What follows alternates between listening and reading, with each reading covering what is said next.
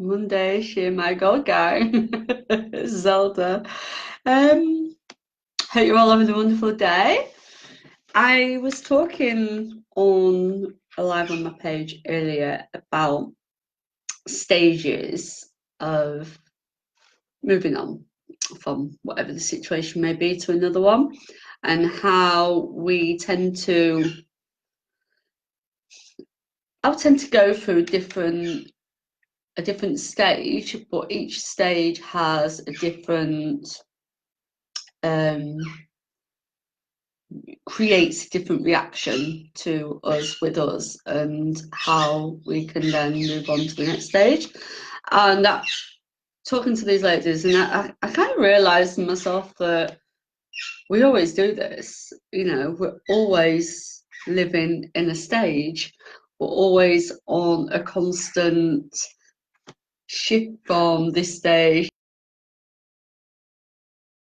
and it's like we live an entire life on this consistent turning energy wheel. And it's as if you're going and you're going and you're going, and something will grab us and stop us, and you think, okay, let's work on this stage, and then that stage will kind of unravel, so you start again, you're going, and you're circling, and you're circling, and you're circling, and life is going absolutely amazing. Then we come to another stage. And I recently went through a stage of my own, and this kind of works out and develops within myself. And it's kind of massive for me. I'll try and keep it quite brief. Not one for talking. I don't even know why I say that, because we all know that's not a lie, but it's untrue. So life wasn't the greatest start for me. Okay, that's no secret. Okay, we know this, and that's fine. I picked up lots of skills from that, from having that start in life, so that's amazing. However, I always tend to look up to my dad. And I know all us girls generally, father-daughter relationship, and he's the one person that should always be our hero. And for me, many years,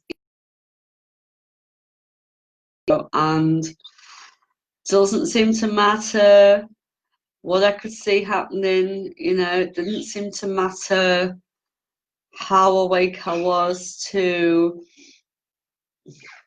how his failures in life became effective to me. It didn't matter. He remained my hero. And through a lot of self-development work, and like I said, my stage at the moment of shift before the circle goes on, I went through a meditation to bring my parents in. I don't know how many of you experienced the inner child meditation. Now, I didn't react too well to these at first, and I found them quite daunting. In fact, I would do anything. I ignored them, I avoided them, I did anything but being a child, and I was like, didn't really know what it meant. And once I started discovering what it meant, I didn't want to go there. I was like, no. And to me, that was like going back into the past. And I had this view that I've done that. I've managed all these years. Why do I need to go back in the past? I've survived so much. I don't need to live it. I've pigeonholed it. That's quite happy where it is. However, the grown-up, more developed version of me discovered that in order to completely move on from your past, you have to face it. You have to face all what has happened to you. You have to suffer it. You've got to own it. You have to accept it, to forgive it, to let it go. Stage, stage, stage, stage, stage. So, yeah, I've come through another stage. Just when you think you've like learned everything and done everything, not that I believe to know everything, because I'm far from knowing everything. However, where myself was concerned, I kind of thought I was in that place now. I thought I knew everything there was about myself, knew every emotion I was going to feel. I thought I can't possibly go through any more tears and healing and release. I thought I'd done it all. So no, that wasn't the case.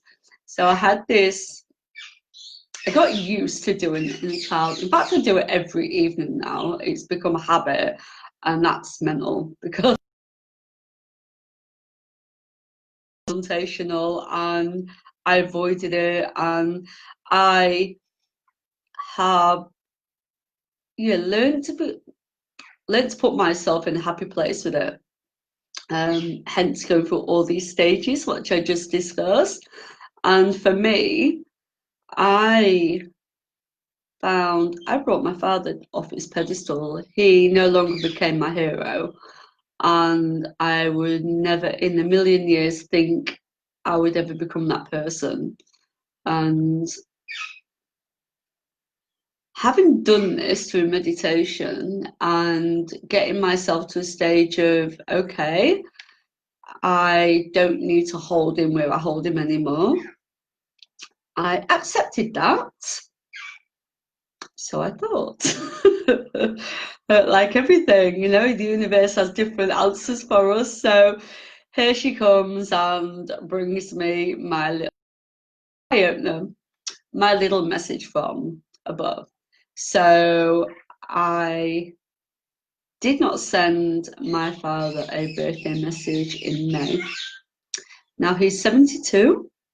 I've done this every year of my life. I've never forgotten him. And having gone through this meditation process, I've made this decision that, okay, I'm not doing this anymore, and I will wait for the consequences. And I didn't have to wait long, as it happens. I waited a week, just over a week, probably 10 days, because a week after his birthday was a significant anniversary for us, which was the anniversary of the death of my brother, which of course was his son. And that is another monumental time where we tend to say message each other. This messaging has always been through my stepmom. And I kind of thought to myself, do you know what? Just because we've always done it that way does not make it right. And I wanted to find the answers for, am I just communicating through my stepmom because she's controlling, or because he can't be bothered, or because it gives her something to do? Now this lady, this stepmom, and I did class as a mum all my life, she broke his relationship up with the lady who I really looked up to as a stepmom. At the time, I was 13 years old and she was 18. My new stepmom was 5 years older than me. Now, say I thought it was a problem, however, it really was a problem. How can I see the motherly figure in a lady just 5 years older than me? So hence, 1 year, 18 months after they were together, and my dad ended up with heart failure and she ended up being his sole carer. Then she had a child that became her life, and there was no room for me anymore. She didn't understand how I could care and love my dad in a daughter way when she loved the same age, basically.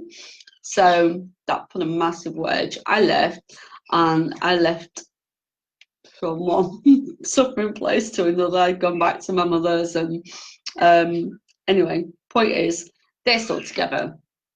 So 37 years of this woman taking prime dictatorship over my dad, messaged me. This was my sign. This is what I was waiting for. And basically, this message was quite clearly, I didn't want anything to do with them anymore because I don't communicate. I've missed a birthday. And I, at one point, one time in my life, I would have reacted quite defensive, and I would have probably just shared it with my family and thought, you know what, stuff really, really upset about my dad, because to me, he'd always been my hero. So what I did is I did respond. It took me a while to respond, but I responded to it with thanks and with gratitude. You know, I thanked them for forgetting my 50th birthday. I thanked them for obviously observing my work that I do on my Facebook page and acknowledging that all my life, all my development. And I also thank them from the bottom of my heart for not taking any interest in my life, and the fact that they did not show they cared throughout surgery that I had last year. So that was fine. However, this really bothered. As big as drama was going to get for me these days, because I don't live with it. I don't accept it into my life. I don't want anything to do with drama. And it really got me, really, really bothered me. And it really knocked me back for a good, oh my God, a week. It took me back a week. But do you know what? I allowed myself that week. And that's something I never would have done before. I listened to my heart. I listened to my body. I got more messages back. And I really, really thought about it. There's a lot of things I really wanted to say. And I have nothing. I've left it. And I am going to continue to just let it ride. Because you know what? I am the better person. I always have been. And I do know the truth. I know my truth. I know this stage that I've just been through has been a massive learning.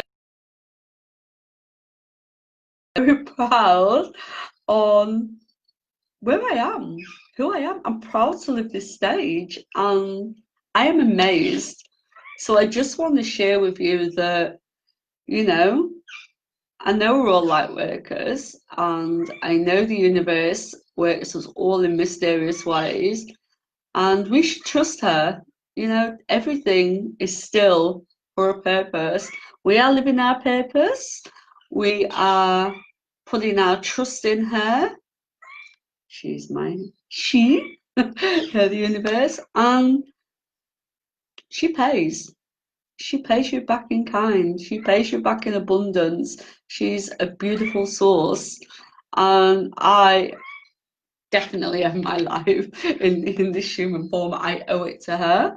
And I'm just happy for these stages to keep coming, swiftly moving on. So I just wanted to share that little moment with you today. And I know it's like been a longer moment. And yeah, I can't remember if I've ever even spoke to you for this long ever. So on that note, I'm going to bid you farewell. Mwah. Much love. Keep working through your stages and have a gorgeous life. Thank you.